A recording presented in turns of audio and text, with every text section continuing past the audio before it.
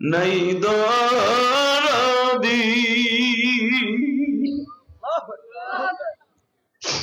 অন্ধকার কবরের মাঝে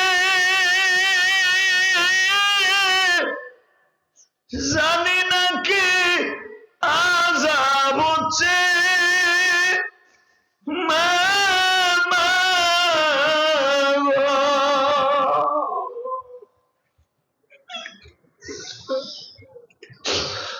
হোসে মাফ করে দাও দয়াল আল্লাহ আমার দুঃখিনী মা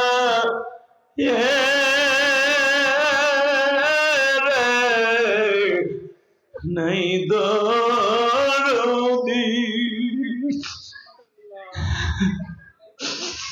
ভিজা জাগায় মায়া শুয়ে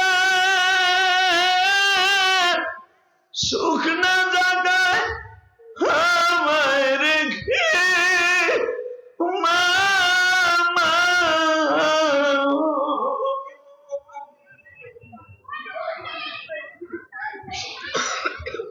আল্লাহ দেখো তো এই দোহারের তোমার কোন পাগলের মা নাই গো। আগে যখন বাজার থেকে বিদেশ থেকে মাদ্রাসা থেকে আসতাম মা জানালা দরজাটা রাত 12টার সময় খুলে দিয়ে বলতো বাবা আসছোস। মা এক বদ্যি পানি দিত, মার হাতের পানি দিয়ে পাও ধুইতাম, মা বুকের মধ্যে নিয়ে কত আদর করতো গো। আল্লাহ দেখো তো ওই মা যাদের অন্ধকার কবরে ঘুমিয়ে আছে তার মায়ের কবরটা জান্নাতের বাগান বানায় দাও আল্লাহ। যারা মাকে মাইরে বেলায় এগো বিচার তোমার আদালতে দিলাম গো আল্লাহ। উহুদের মাঠে 3টা কবর দেখা যায়। কয়টা? 3টা। জোরে কন। 3টা। হালাকে এখানে ঘুমিয়ে আছে 70 জন সাহাবী, 70 থেকে 71 জন সাহাবী ওখানে ঘুমানো। তার ভিতরে 3টা কবরের চিহ্ন রেখে দিয়েছে সৌদি গভর্নমেন্ট। কেন জানেন? এই 3টা কবরের সাথে নবীর প্রেমের খেলা শুরু হয়েছে। 1 নম্বরে নবীর কলিজার টুকরা চাচা হামজা, যে কোনদিন আমার নবীর গায়ে একটা ফুলের টোকা দিল, হামজা তার মাথা না ফাটাইয়া ঘরের কদম দেয় নাই। এবং নবীর সাথে হামজার সাথে সম্পর্ক যদিও চাচা ভাতিজার, কিন্তু তারা দুইজন দুধ ভাই, একই বান্দির দুধ পান করছে। আল্লাহু আকবার বলতে পারেন? আবু লাহাবের বান্দি সোয়াইবা যুবতী বয়সে হামজারে দুধ খাওয়াইছে, আর বৃদ্ধা বয়সে দুধ পান করাইছে আমার নবীরে। সুবহানাল্লাহ। বাইতে যাইয়া কইও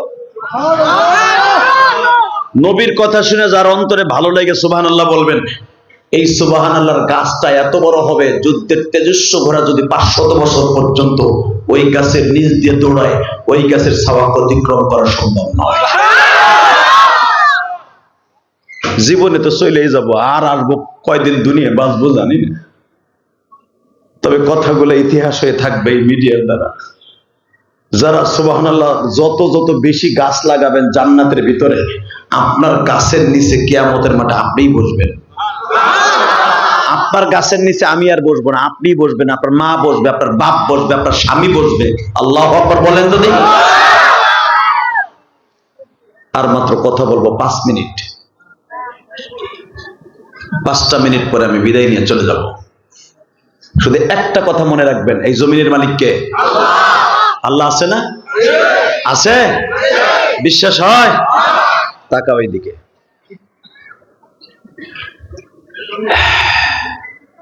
আমার বিশ্ব নবী যুদ্ধ করছে সবাই নবীর জন্য। 3টা কবরের চিহ্ন কেন রেখে দিছে? এই হামজা আমার নবীর দুধ ভাই ছিল। হামজার লাশ যখন আমার নবীর সামনে আসছে গো, চোখ দুইটা নাই,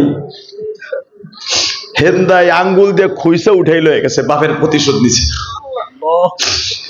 এই বুকটার এইখান থেকে এই পর্যন্ত ফাটছে, তলপেট পর্যন্ত এইভাবে চেগাইয়া, গরু জবাই দিয়ে যেরকম নারী ভরি বাইর করে রেখে চেগায় না বাবা, এরকম ভাইরা বুকটারে সেরাই থুইয়া কলিজা গুলা ব্যাগের মধ্যে লয়ে গেছে।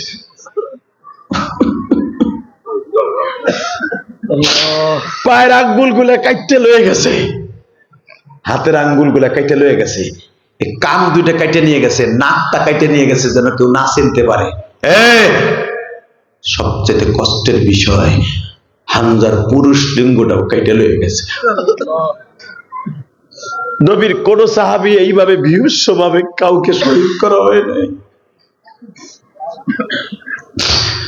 বাজানরে এখন আমি দেখব নবী যারে তার জানের চাইতে বেশি ভালোবাসতেন, আমার নবীর এই মাথাটা ব্যান্ডেজ করা বাবা,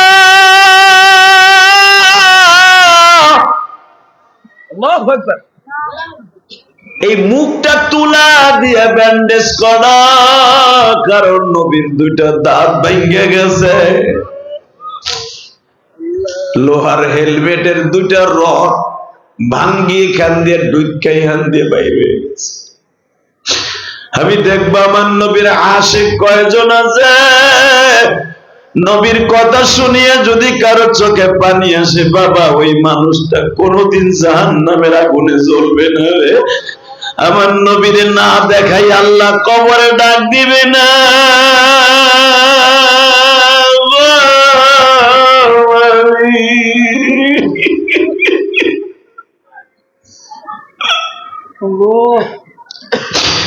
হামজা হয়তো আমার নবীর দেখা জীবন দিছে। বাজানো শাহাদাতে হামজা আপনারা দেখবেন উলামায়ে ইকরাম খেলাফতের রাশিদার মধ্যে ছোট্ট টিকের মধ্যে দেখবেন হামজাকে যখন বাবা প্রথম মাথার দিক থেকে আঘাত করা হয়, ভুট হইয়া রুমা পাহাড়ের পিছনে গড়াইয়া পড়িয়া যায়। বাজান রে ওয়াহশী নামে পরবর্তীতে যদিও কালেমা পড়ছে, হামজার পিঠের উপর উঠিয়া বাবা পাথর দিয়ে মাথাটা সেইছে ফেলায় গো বাবা। হামজার উঠতে পারে নাই রে, আরে হামজারে ঠান্ডা মাথায় মারিয়া যখন এখনো জানটা বাকি, এখন তুমি চিৎকার মারবা, উলামায়ে ইকরাম বানানো কথা আমি বলি না। আমির হামজারে যখন বাবা এই মুখের মধ্যে পাথর দিয়ে আঘাত করে দাঁত গুলা ভাঙ্গা ফেলায়, তখনও তিরি তিরি জানটা ছিল, জিহ্বার ভিতর আওয়াজ আসতেছিল, মালিক তুমি কই গো? আমার ভাতিজা মুহাম্মদ রে দেইখা রাইখো।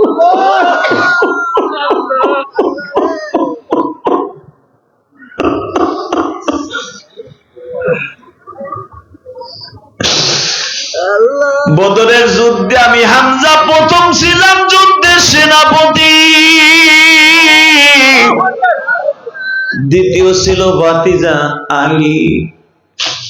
আজকেও ডালডা ভাতিজার হাত থেকে নিয়েছিলাম তোমার নবীর হাত থেকে, বড় আশা করে বিজয় ভেসে যাইতে চাইছিলাম, কিন্তু চারিদিক থেকে সৈন্য সেনারা আমার এইভাবে আক্রমণ করে ফেলায় দিবে বুঝতে পারি নাই। আমার কানে খবর আসলো আমার নবীর দাঁত ভাঙ্গা গেছে রে। দাঁত ভাঙ্গার খবর শুনি আমি হামজা পাগল হয়ে গেছিলাম ভাতিজারে এক নজর দেখার লাগে। কিন্তু আমি কি জানতাম ভাতিজারে দেখার আগে তুমি মাওলার সাথে আমার দিদার হয়ে যাবে, তুমি আমারে লয়ে যাইতেছো আমার কলিজার ভাতিজার নবীরে দেখে নাই। বাজান এবার একটা আওয়াজ দিয়া কান্দো। হামজাকে বাঁচাবার জন্য রসুলের আর একজন সাহাবী আগায় গেছিল। হামজার মাথাটা যখন থেতলায় দিতেছে, ওই সাহাবী দৌড় দিয়ে হামজার বডির উপরে পড়ে গেছে। আল্লাহর কুতুব তার কিতাবে লেখেন, তারও বাবা বল্লম দিয়া শহীদ করিয়া দেয়। এই দুইজন শহীদ হয়ে গেল বাবা। কে যেন ডেকে ডেকে বলে, আলী রে প্রিয় হাবিব শহীদ, হামজাও শহীদ। আলী বলে আমার বংশের দুইজন শহীদ হইলে আমি আলী বাইসা থেকে লাভ কি? বুখারীতে দেখবেন কিতাবুল মাগাজি, আলী নিজে মায়ের খাইতেছিলেন বাবা, আধা ঘন্টা মায়ের খাইলেন, 80টার উপরে বল্লমের আঘাত আলীর গায়ে। হঠাৎ করে কে যেন পিছনের থেকে আওয়াজ দিছে, আলী রে তুমি ভুল ইনফরমেশন শুনছো, আমার নবী বাইসা আছে, হামজা মারা গেছে। আলী বলে ভাই তুই বল আমার নবী কই আছে গো? আলী রুমা পাহাড়ের পিছনে মসজিদে সোহাদা যেটাকে বলা হয়, কাফের রাগের থেকে গর্ত খনন করে রাখছিল, ওই গর্তের মধ্যে প্রিয় হাবিবরে আমি নিজে দেখাইছি। আমি তোরে তালাশ করতে নামতাম না রে আলী, আমি কেন নামছি জানোস? নবী শুনে ফেলেছে চাচা শহীদ হয়ে গেছে। আলীও শহীদ হওয়ার উপক্রম হয়ে গেছে।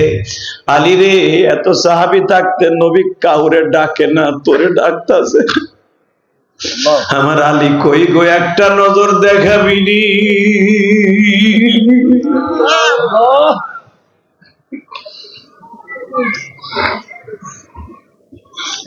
আলী বলেন আমি আবার ডাল ধরলাম, যার জন্য মরতে চাইছিলাম তাকে বাঁচাবার জন্য আবার ডাল ধরলাম। কই থেকে আমার শরীরে শক্তি আসলো আমার মালিকই ভালো জানে। রুমা পাহাড় থেকে জাম্পিং করলাম, বেঈমান গুলারে কচু কাটার মতো কাটলাম, দৌড়ে যায় দেখি এখন চিল্লাবার কানবা আসে গেরা, যায় দেখে আমার নবী গালটাই গাড়ি দিয়ে উপর রয়েছে, আর এক সাহাবীর বডির সাথে আমার নবীর বডিটা লাগানো, চাদর দিয়া নবীর রক্ত থামানোর চেষ্টা করতেছে, কেউ পারে না।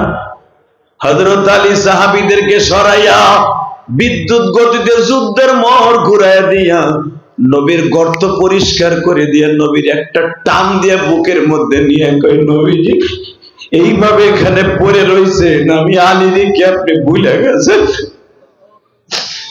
আলী রে আমার দাঁত ভেঙে গেছিল রে আলী।